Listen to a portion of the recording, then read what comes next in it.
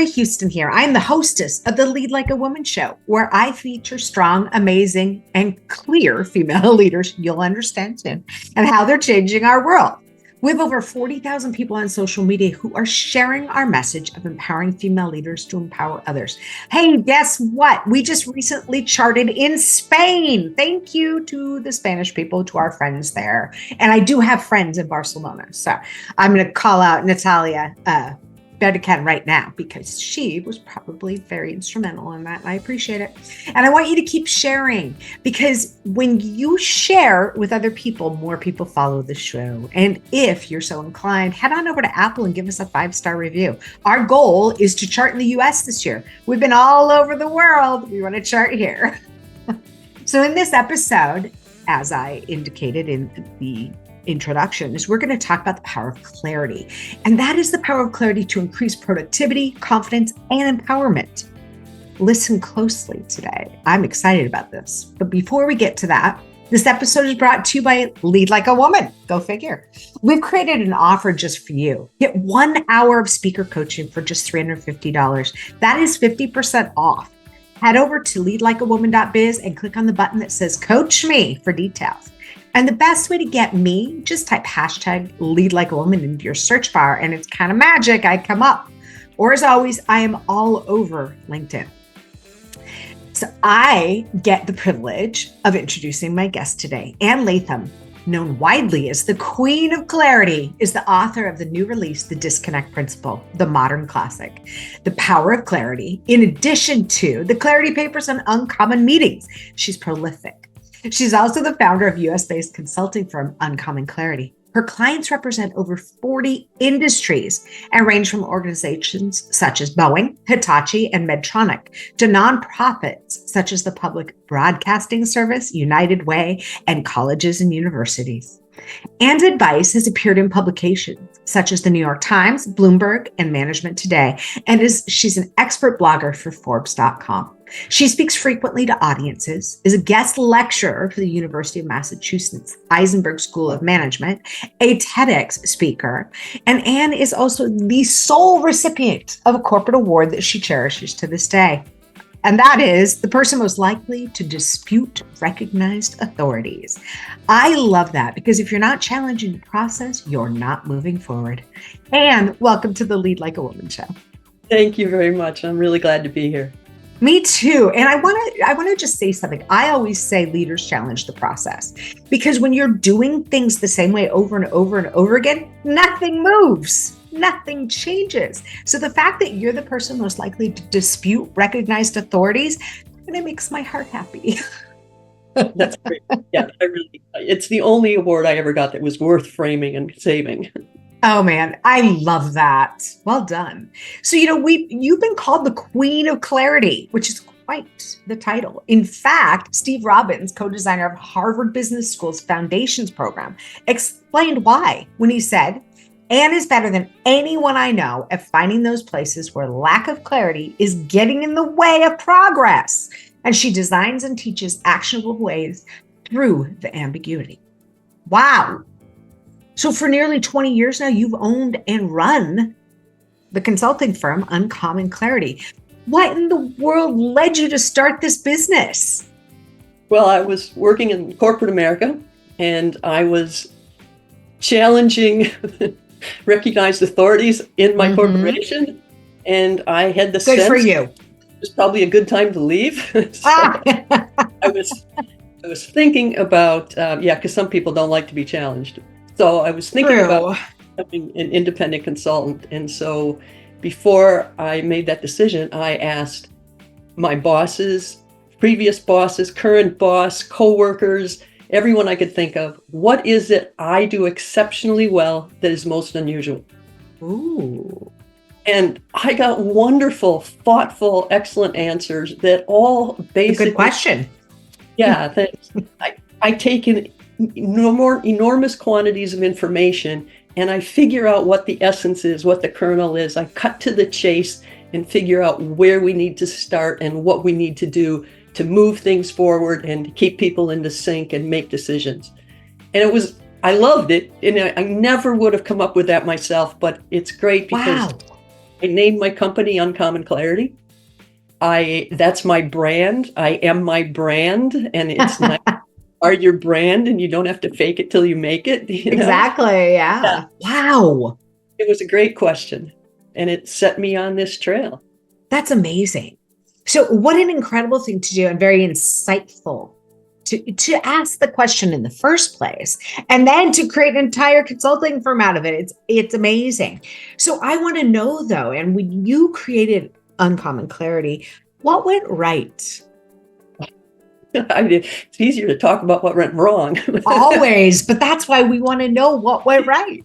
Well, one of the things that went right was that because it was my brand, I could immediately talk about what I do, and I could start writing about it. And I started writing pretty early in my career, initially, newsletters, that kind of thing. But I started publishing almost right away.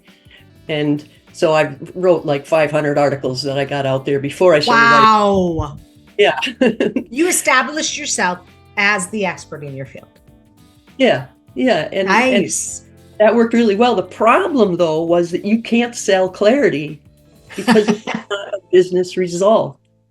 So while I wrote about clarity and how to create clarity, what I ended up doing was, guiding strategic planning and team effectiveness and improving the way people run meetings and, just all of the process improvements, all the kinds of things that a lot of consultants do. Right. But I writing about clarity because that was my passion, and that's what I do. What I love about that, I have to say, listening to you, is you improved everything with this underlying theme of clarity without selling clarity. But that's really what you were doing. But people didn't understand that clarity leads to better business results. Exactly. And my methods of what I do, the things I was really good at, and what people told me when I asked that question before I started my business, that's the stuff I was writing about. And that's what I was trying to teach people so that they could do what I do. Yeah. Well, now you are the expert in clarity, I would say, the queen of clarity. And you have quite a few books. Now I know over 500 articles, but you've been writing and writing and writing. And I want to talk about your latest book first. So we'll go that direction, but it's called The Disconnect Principle: Eliminate Difficult Conversation with Clarity and Empathy. And the other part of this, and I just have to say, is I watched a bit of your TED Talk, and it's called How to Take the Difficulty Out of Difficult Conversations, which there are a lot of difficult conversations, right? All the time. Yeah. Go ahead. Well, I was going to say between managers, employees and managers, between friends, between parents and children, they're all. Oh, yeah. Oh my gosh, absolutely. So difficult conversations. I want to know how you thought about the disconnect principle. How did you create that? How did that become part of your clarity brand? Right. Well, it was one topic that was on a Post-it note when I was doing the Power of Clarity book, and I couldn't fit it in, I mean, the Power of Clarity book was just like my legacy book with everything in it, but it didn't fit and I couldn't do it justice. So it became a separate book. Yeah. So you want me to tell the story a little bit? I want you to tell the story. I want to hear about it. So I had a client of mine, and I refer to as Max. He had a difficult employee, and he called me one day and wanted advice about how does he manage this employee, because he's tried giving him feedback and it never worked. So I taught him everything I knew about giving feedback, and I had learned a lot. I'd read a lot. I'd talked to people. I'd probably been taught in management classes, this is how you do it. Oh, so yeah. He was so ready when he walked into that meeting, and he came out just as miserable as ever. Oh, no. It didn't work. And that's when I had my epiphany and realized what was missing from all that advice we've been given on the internet and in classes. And the problem is that we're always, all that advice, everything we're taught about is what to say, but not what to think. So Interesting. Use these, words. We try to cushion what we say. We try to be specific about the observable behavior that's the problem and the impact. And it's all about what to say. And what happened with Max is that he had the words all in mind, but he walked in there with the thoughts in his head still saying, I'm going to set this guy straight. And if he doesn't straighten up, I'm firing him. Oh, no. Great. Talk about a disconnect. The disconnect between what he was thinking and what he had planned to say couldn't have been bigger. And so, no kidding. He failed before he started. Oh, that's brutal, isn't it? When you think about it that way. He failed before he started. Yeah. Well, but think about it. If you go into a conversation and if you're a boss and you're trying to give someone feedback, or you're just talking to a friend or even a child, and you go in there thinking, you screwed up, I'm disappointed, you need to be fixed, you need to be corrected. Oh, no, that makes me sad. Anyway. You're not going to have a good conversation, are you? No, because they're immediately defensive. Whoever you're speaking with is immediately defensive. So with the disconnect principle, give us a little bit of magic there. I mean, I've read some of it where it's the missing link that will change the way you think about feedback. Tell us why. So you have to change your thoughts, and you simply go in there going, when someone disappoints you, all you know for certain is that things didn't happen the way you expected. That's it. So all those preconceived notions of they screwed up, I mean, not only does that make them defensive, but it makes you think you're right.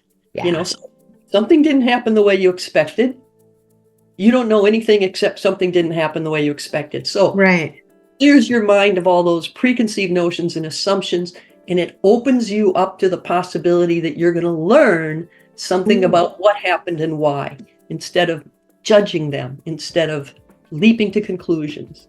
So that's hard. You say, when things don't happen the way you wanted, you say, I think we have a disconnect. Oh, and I love that. It levels the playing field. It prevents people from being defensive. And instead of you're focusing on them and something they did wrong, you're saying the situation is not quite what I imagined. The situation is the problem. The disconnect's the problem. Right. So it makes it possible to be more objective without judgment. Is that what you... Yeah. Yes. And it makes it possible for them to explain where things stand. So, and the basic question that follows after that, or the two questions, where are we and what do we need to do next? Wow. And again, those questions are judgment free. You just say, okay, this is not what I expected. Where are we? What do we need to do next? And it's just completely open-minded, problem-solving, collaborative. You're inviting them to partner with you in solving the problem. And you're not there to give them feedback, to fix them, tell them what they did wrong, No, because that's not effective. People just get defensive. So this really clears that. It clears the judgment. It clears the feeling of, I need to improve you. I need to improve the situation. So instead, you look at the issue at hand versus the person. Yep. It's all about the disconnect, not the person. And when you look at why things go wrong, some of those reasons can be your fault, not the person. Absolutely. And that's interesting because I think this could be a parenting tool too. I just want to say. Yeah, I mentioned that in my TED Talk too. Yes, you think this way, I think this way. We have a disconnect. Right. Let's try to figure out how to work this out. Wow, I love that. That is fantastic. So this book, The Disconnect Principle, Eliminate Difficult Conversations with Clarity and Empathy, can be found on Amazon right now. Yeah. And let me just tell you, she's got 5 stars and 61 reviews. So this book is powerful. So go take a look at it. Now I want to talk about another book you have, because you are prolific, like I said, but it is about clarity. It's called The Power of Clarity, and it gives readers a whole new definition of clarity and reveals the habits we have that make everything harder than it needs to be. So, Ann Latham, what is that whole new definition of clarity? Yeah. Well, people often ask, what is clarity? And, one of the problems is that the word clarity itself is incredibly unclear. Oh, that is so sad to me because language, people, etymology, language. All right, go ahead. Talk about clarity as if there's this little point in the sky, and if we reach it, we'll be clear. And we're always a little bit off. A little nudge will get us there. We're a little unclear, a little frustrated, a little confused. It's just not clear enough. And the reality is that, so I created a spectrum to help. So I said we need to look at this on a spectrum, and I'm putting uncommon clarity on one end, because a lot of people think they're pretty clear, but not very many people will say they're uncommonly clear. So I wanted it out there a ways, Yeah. And then on the other end, I coined the term disclarity, because I got tired.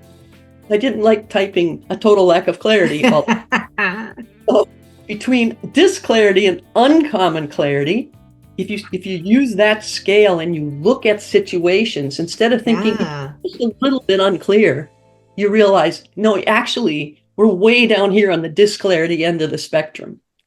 So to my way of thinking, clarity is knowing exactly, very specifically, what you're trying to accomplish, and how you're going to get there, and whom you're going to work with, and having the resources and the focus to get it done. So you're in a zone and you can just cruise through and get it done. Wow. So it's very concrete, sequential to me. And I have that brain that is not. So it's really interesting, though, because if you put it on a spectrum, it's a lot easier for people to see where they are. It's a lot easier to say, oh, I'm in total disclarity here. Absolutely. So what are some of those habits we have that make everything harder? Well, I'm sure I have them. The total lack of specificity, for one. Oh, yeah. I had a client call me, and he said, I just was chatting with him on a regular basis, coaching him. And I asked him, well, what's holding you up right now? He says, well, I gave my market plan to my vice president, and she's supposed to review it. And I've been waiting 3 weeks now. And I said, what did you ask for? Right. And he said, I asked her to review it. I said, what do you need? He says, I need permission to start. So guess what? I told him to go there the next morning and ask for permission to start, and she said yes. Oh, wow. Okay. See, so that's interesting. That's interesting because you think you're asking one thing, but somebody doesn't quite understand. They're not clear. Let's just say they're not clear on the ask. Yeah. So and undoubtedly this plan was sitting on her desk, annoying her, and she probably picked it up 10 times during that 3 weeks and didn't know what to do with it, and she kept setting it down again. Meanwhile, he's wasting time because he doesn't have the permission to move. But the problem is that he said, please review this. Right. And instead of, let me know if I can start. Yes. Very specifically, what do I need that's going to unleash next steps? That one of my favorite questions is, what needs to be different when we're done? Ooh. And that's powerful. Done reviewing this. What needs to be different in the next 15 minutes so that I can move forward? What needs to be done at the end of the meeting? What needs to be done before lunch? And it's all about something that's specific enough to unleash next steps. That's interesting. Unleashing the next steps. It is about clarity. I mean, if you're not clear on what you need, if you're not clear on what the next step is, you don't know how to get there. Right. And that's why clarity is not just about the communication and, the words. It's also about being very specific about the process, the next steps, know where you're going and how you're going to get there. And if you don't know where you're going and how you're going to get there, your first goal is to figure out what's the next step that's going to unleash progress. Unleash progress. I think that's important. Yeah. How do we unleash progress? I think that's great. So, Ann, you recently did a TEDx talk, and I'm proud of you, I have to say, because I'm a TEDx speaker coach. I've been doing that for a while, and I love doing it. It's so much fun. So it's a lot of work to do a TED Talk because you have to have one big idea, and you have to be clear on how to communicate that one big idea in less than 20 minutes. So your talk is how to communicate when something goes wrong. And you talk about your client max. That is how you start. So how was the experience of giving a TED Talk? It was really hard. It is hard, isn't it? Yeah. And for people who are interested, I mean, to me, I've done a lot of speaking, but I always did it by memorize the beginning, memorize the end, and know what the 3 main points are you're going to talk about and have some bullets for each. But these guys wanted it memorized. They do. They want it written down, and then they want it revised and perfected. Absolutely. It's a different format. Yes. And so by the time you have written it out multiple times and perfected it, it is impossible to ditch the script and go back to my normal method of just talking about it. Yeah. And that's hard, isn't it? Because I'm a speaker coach. I've been doing this for 28 years, coaching speakers. And when I do regular speaker coaching, it's really about memorize your transitions, but fill in as you go, because different things will come to mind for your audience. But with a TED audience, you need to know what you're going to say. You can modify a little, and I've helped clients do that while they're in the moment. But I mean, you're scripted, and you're scripted down to the second. Yeah. And so you have to definitely practice a lot. But I at least had an advantage going in, because I knew exactly what I wanted to be different about my audience before I started. I knew exactly. I love that. You knew what you wanted to share and the impact you would make.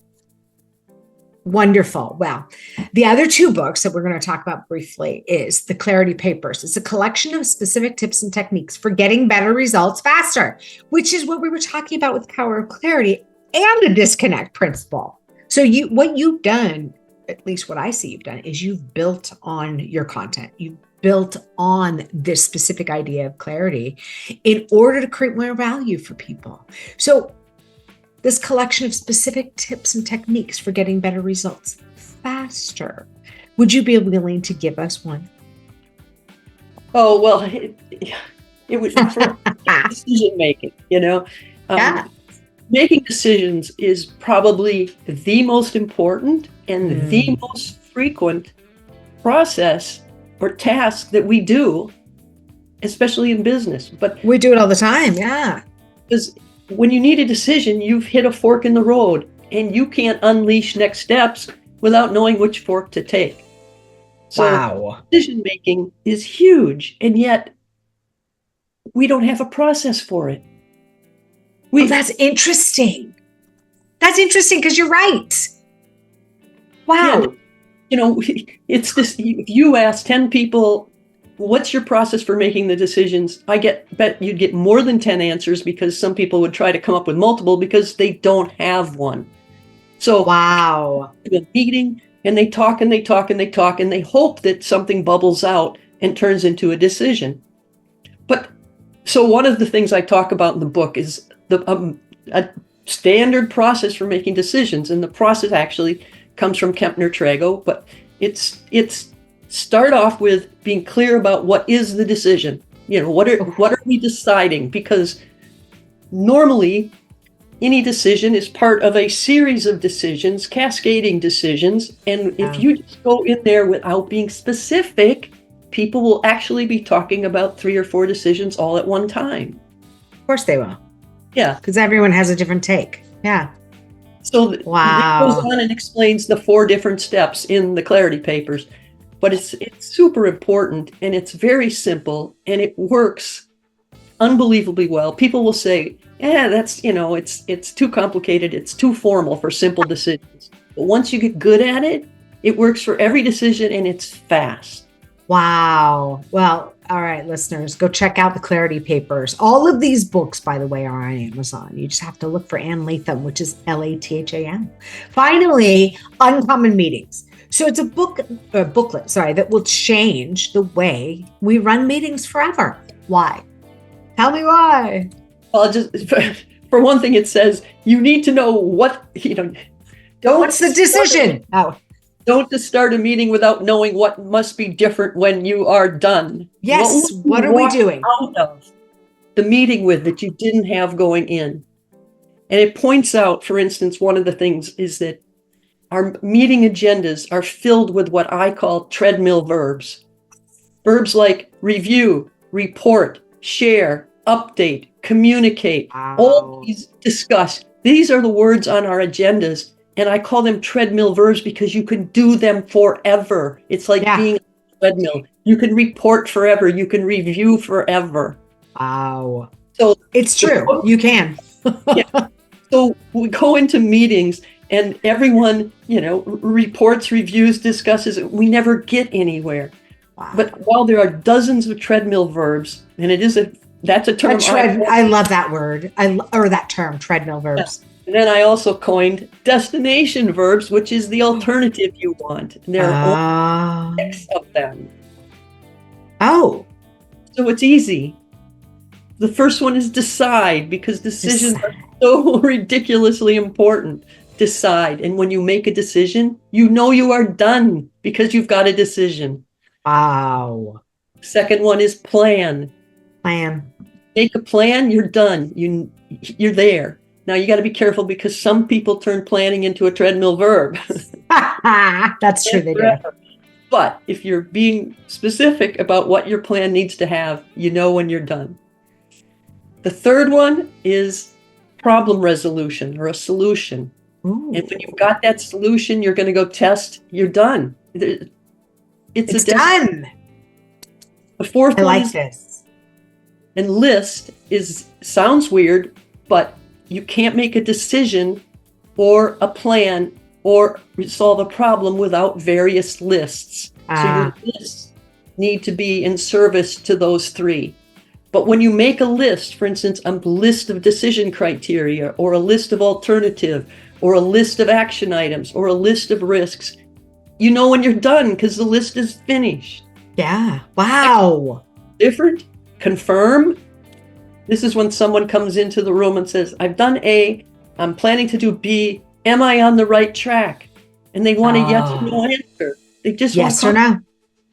So instead, everyone tells them war stories and gives them advice for 10 steps down the line. No, it's a yes or no. Yeah. Should I go do B? Yes. Thank you. I'm going to go. Yes, go. Yeah. And number 6 is a lot like that. It's approve. I'm ready to do this. Do I have your approval? Another yes or no. It doesn't take it. So if your agendas are only made up of those 6 destination verbs, I guarantee you will be more productive. Wow. I love that. All right, everyone, go get that one as well. It's called Uncommon Meetings, and it'll change the way you run meetings forever. Oh my gosh. There's so much good stuff here. It is absolutely amazing. So briefly, though, I want to talk about the fact that you quit consulting once hiking the Alps, playing pickleball, and reading non-business books left no time for clients. I also saw a post of yours where you just would take the whole month of October off because it's so beautiful. You like to hike. So what are those things that bring you joy? Well, hiking, especially climbing mountains, so I get a good workout and I have a spectacular view on top. Oh, yes. I want to climb all 48 4,000 footers in New Hampshire. But you know what? Some of them don't have views, so I'm not going there. Yeah, what's the point, right? So hiking in the Alps, and obviously the views are absolutely spectacular. So I love that. I love playing pickleball. I love reading fiction, not business. Business books are boring usually, but I'm looking forward to all yours. Yeah, so I like being outside. I like traveling. Yeah. I love that. I do too. So I do a lot of hiking as well. I'd never hiked in my life until I met my husband 32 years ago. And now it's part of our lives. He's always hiked. He was in a family his grandfather he guided tours on Mount Rainier in the 30s. So, I mean, it's a crazy amount of family history. So it's so good to be outside. I was outdoors a lot. I used to do a lot of canoe tripping in northern Minnesota, but I wasn't a hiker until about 6 years ago. Really? Started with hike across Provence into Oh, lovely. And and at the same time, I just moved to New Hampshire. So wow. To get in shape to hike across Provence end to end, we started hiking a lot here. Since then, we've been hiking like crazy. We hiked the Tour de Mont Blanc, where you hike around the Mont Blanc Massif. We hiked the Alto hikes last year in Italy. It was love it, spectacular, and we're just looking forward to more and more hikes before we get too old. I love that. Well, And I know you've had mentors and people who've given you advice in your life. What is the most impactful piece of advice that you've received that still sticks in your head today? Yeah. When I first started consulting, I had a mentor who said, you're going to find that there's all this roller coaster of ups and downs as you work, and you are never as good as your highest up, nor as bad as your lowest down. So the best thing you can do is just try to be on the steady incline that goes through the middle of all those peaks and valleys and forget about the roller coaster. And it still applies. I still think in terms of that, when I'm writing or something like that, or in trying to promote my TED Talk, Yeah.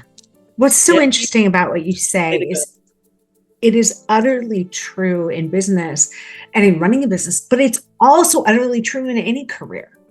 Yes. Because to think about the fact that you're never as good as your highest up, but you're also never as bad as your lowest down.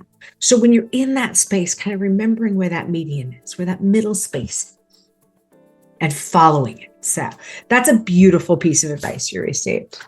So Ann, we talked about this earlier, and I know what it is, but every woman on earth has a superpower. So Ann Latham, what is yours? Yeah, it's creating clarity. Creating clarity. No matter where I am or what situation I'm in. And this is one of the things that gave me the confidence to start my own business, is because I realized, and I actually went and worked for a subsidiary of the company I worked for a while, for a year. And it was laser additive manufacturing, melting titanium powder to build airplane parts. And I knew nothing about it, but I discovered that I can walk into any environment and create clarity because I can listen and I figure out where they are and what they're trying to do.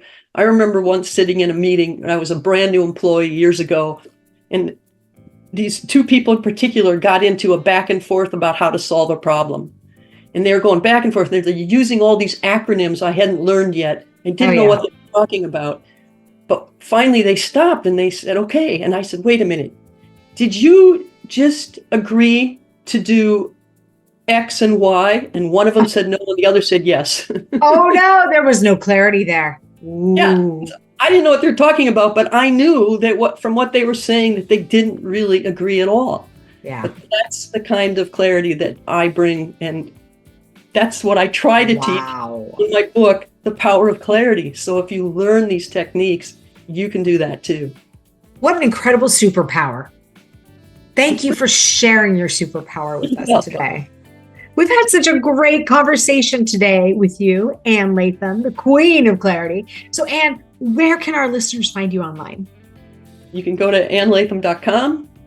You can connect with me on LinkedIn. I'd be delighted. You can find my TED Talk. Of course, if you go to annlatham.com, you can find links to my books and the TED Talk and everything else. Wonderful. We will put that in the show notes. Thank you, Ann, for being here today. What fun this has been. This has been a lot of fun. I really appreciate it. And listeners, I want you to remember we all have superpowers. Ann has the superpower of creating clarity. She is the Queen of Clarity, I have superpowers, and listeners, you have superpowers. Please remember to use them for good. And thank you for listening today to the Lead Like a Woman show, where we are passionate about empowering female leaders to empower others. And I want you to go and unleash that next step. Have a great day.